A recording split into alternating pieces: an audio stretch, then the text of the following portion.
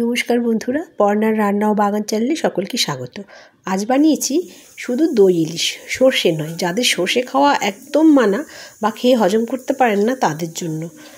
অনেকেই আছেন যে ইলিশের ঝাল ঝোল খেতে ইচ্ছে করে কিন্তু সর্ষে বাটা খেতে পারেন না, শুধু তাদের কথা ভেবে এটা করেছি। একদম আপনি বুঝতেই পারবেন না যেটা কী আছে না আছে।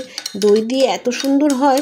দেখুন, প্রথমে আমি একটু দইটা ফেটিয়ে নিয়েছি একটা বাটিতে, তার মধ্যে নুন, কাঁচা লঙ্কা, শুকনো লঙ্কা সব দিয়ে দিয়েছি, একটু জল দিলাম। দেখুন, একটু জল দিয়ে এর মধ্যে আমি একটু জিরের গুঁড়ো দেবো। জিরের গুঁড়ো দিলে গন্ধটা খুব সুন্দর হয়।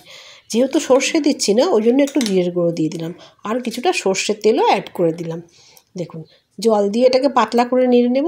কিচ্ছু দরকার নেই, শুধু মাছ এই জলটা কড়ার মধ্যে দিয়ে মাছগুলো বসিয়ে ঢাকা দিয়ে 10 মিনিট রেখে দিলেই হয়ে যাবে আপনার সর্ষে ইলিশ ছাড়া দই ইলিশ, দেখতে সর্ষের মতো।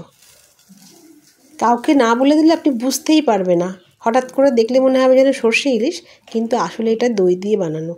খুব সুন্দর খেতে, আর কোনো গ্যাস অম্বল কিচ্ছু হবে না। এইভাবে বানিয়ে খেয়ে দেখবেন, খুব ভালো লাগে খেতে, টেস্টও হয় দারুণ।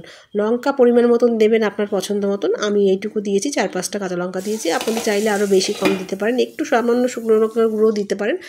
এইভাবে রান্না করে দেখবেন। আমি এটা একটা প্লেটে পরিবেশন করলাম। 2 পিস মাছ, মাছটার পেটে ডিম হয়েছে, অসাধারণ খেতে হয়েছিল। শুধু একটু গরম ভাত আর এরকম মাছই যথেষ্ট।